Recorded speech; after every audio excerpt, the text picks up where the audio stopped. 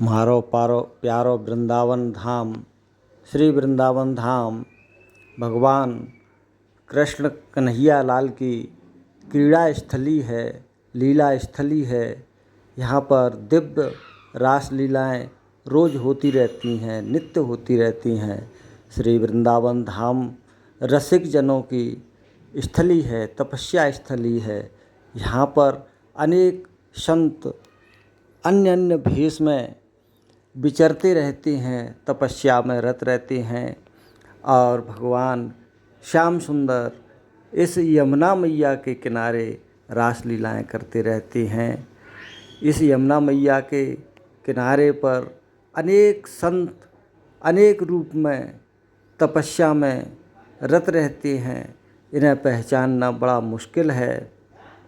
भक्तजन इन संतों के दर्शन वृंदावन धाम में कर सकते हैं।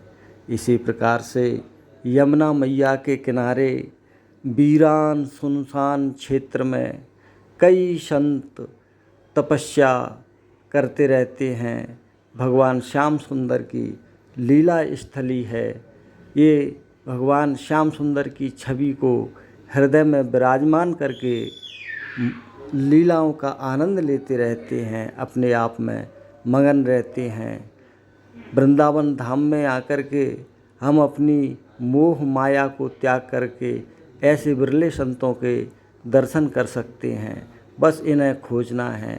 इसी प्रकार से यमुना मैया के किनारे पर एक सुनसान जगह में एक संत भगवान के दिव्य दर्शन हुए। और ये संत भगवान इस सुनसान क्षेत्र में एक कदम के पेड़ के नीचे बैठ कर के ध्यान में मगन थे। और इन्हीं संत भगवान के पास में जाकर के संतों के दर्शनों का आनंद लिया। और ये ऐसे दिव्य संत सारे वृंदावन धाम में विचरण करते हुए हमें परिक्रमा मार्ग में भी दिखाई देंगे। ऐसे वीरान और सुनसान क्षेत्र में भरी दोपहरी में जहाँ पर आसपास कोई नज़र नहीं आया, ऐसे में हमें एक दिव्य संत के दर्शन हुए जिनका शरीर उड़ीसा का है। और ये ध्यान में मगन राधा रानी के ध्यान में मगन बैठे। इनको देख करके हमारी हिम्मत तो नहीं हुई कि हम इनकी तपस्या में बाधा डालें। और देखने में बड़ा विचित्र लगा कि बंदर जाति चंचल स्वभाव की होती है, परंतु इन संत महात्मा के दिव्य और तेज के प्रभाव से यहाँ के बंदर भी बहुत ही शांत नज़र आए। इस कदम के पेड़ पर बंदर भी शांत होकर के बैठे हुए हैं। पास में एक गौ माता बैठी हैं जिनकी सेवा ये संत महात्मा नित्य करते हैं। बातचीत के दौरान संत महात्मा ने बताया कि केवल फलाहार ही इनका आधार है। और ये फलाहार करते हैं और फलाहार करके ये अपनी तपस्या में रत रहते हैं।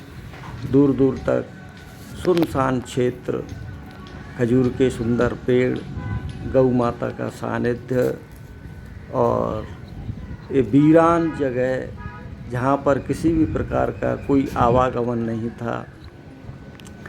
ऐसे में ये संत भगवान के हमें दिव्य दर्शन हुए। पता नहीं निकट भविष्य में ये संत महात्मा हमें किस रूप में मिलें, कब मिलें, कोई पता नहीं। परंतु श्री वृंदावन धाम में अनेक संत इसी प्रकार से राधा रानी की रस लीला में मगन रहते हैं।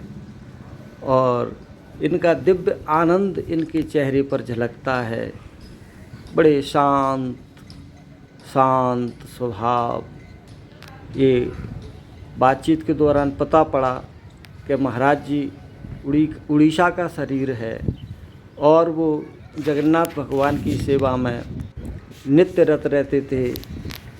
एक बार ये वृंदावन आए और श्याम सुंदर के होके रह गए, राधा रानी के होकर रह गए। जब से ये विचरण वृंदावन में कर रही हैं, ये यमुना मैया के पार कोई आश्रम में रहते हैं और नित्य यमुना मैया के तट पर आकर के ये अपना भजन साधना करते हैं। इन्होंने बताया कि गृहस्थी में रह कर के भी हम राधा रानी की कृपा का अनुभव कर सकते हैं, मोक्ष को प्राप्त कर सकते हैं। बस आवश्यकता है सच्चे हृदय से नाम जप की।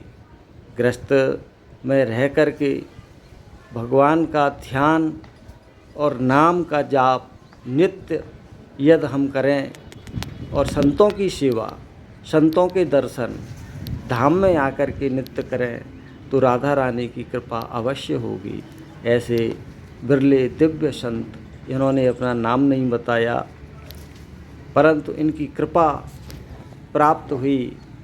यमुना मैया का तट, वीरान सुनसान जगह, ऐसे दिव्य संत, ऐसी विभूति जो दर्शन मात्र से ही भक्तों का कल्याण हो जाता है।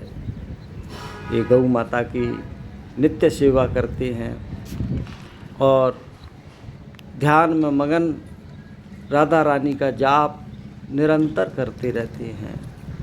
ऐसे दिव्य संत के चरणों में सत सत नमन, सत सत वंदन। यदि वृंदावन धाम में आप सच्चे हृदय से आते हैं तो ऐसे दिव्य संतों की खोज कर उनके दर्शनों का लाभ यदि आप लेते हैं तो जीवन में सफल हो जाओगे, धन्य हो जाओगे। परंतु ऐसे दिव्य संतों की खोज करना बड़ा मुश्किल है। ये एकांत में बैठे रहते हैं। यहाँ पर किस रूप में कौन कब मिल जाए कोई पता नहीं। ऐसे दिव्य संत के चरणों में सत सत प्रणाम, सत सत नमन, सत सत